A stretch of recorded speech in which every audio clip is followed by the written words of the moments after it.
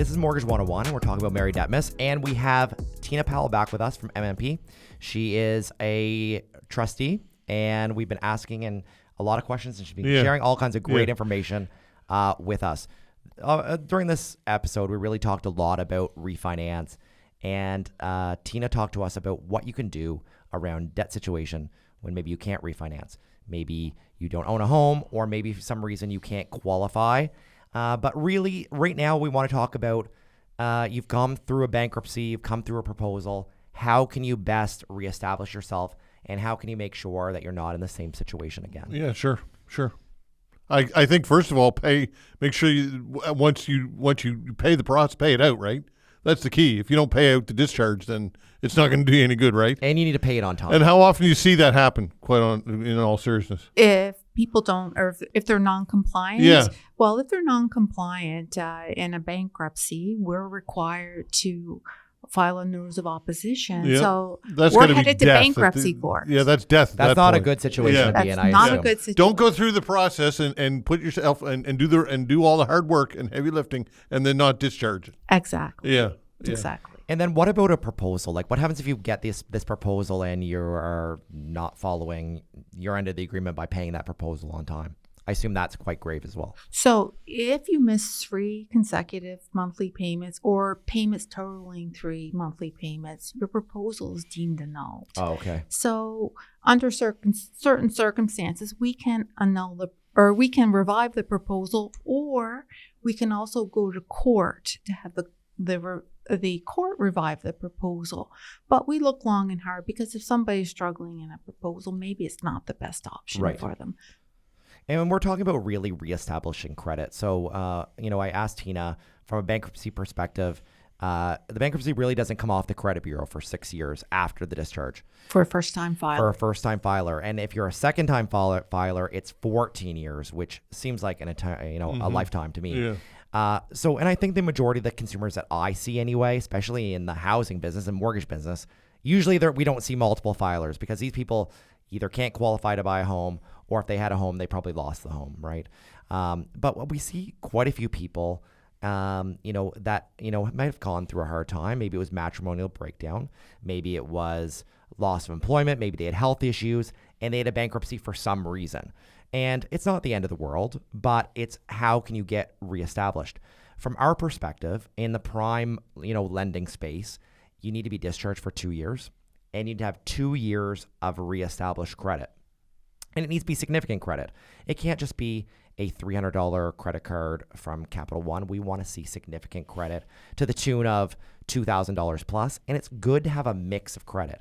Maybe it's a car loan, because really any consumer can get a car loan these days. It doesn't matter what the credit looks like. It doesn't matter if you've been out of bankruptcy or consumer proposal. You can always get a car loan, and then a credit card.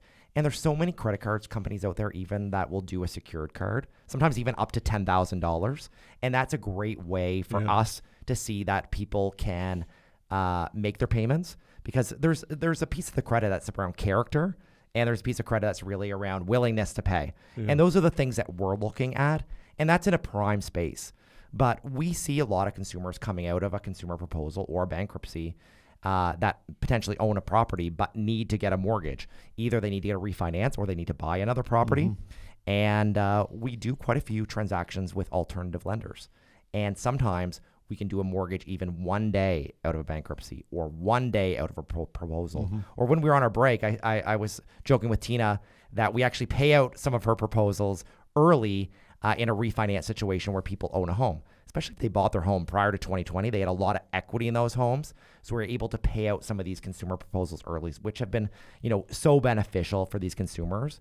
And Tina, tell us, if you pay it out early, how long does that proposal stay on the credit bureau for? If you pay your proposal early, it will stay on for a maximum of 3 years from the date that you pay it out.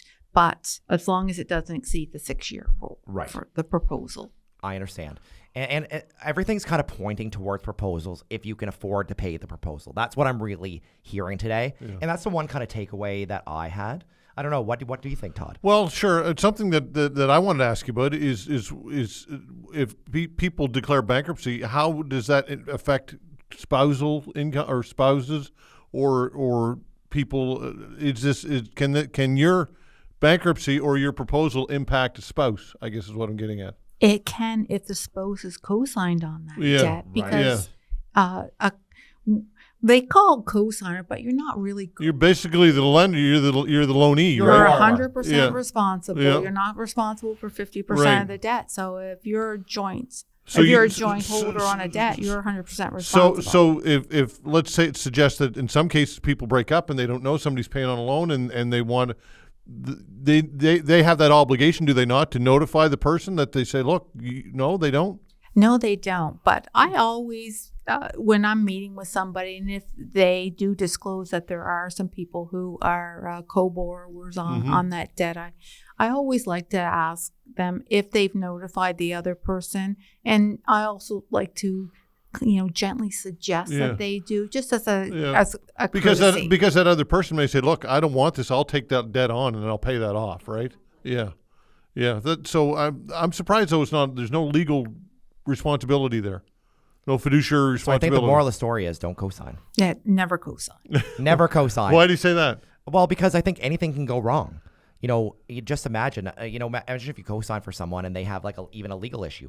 They may not be planning on having a legal issue. Yeah. They could have maybe hit someone and they're sued and they're having a problem with their and, insurance. And I was thinking parents often do this, right?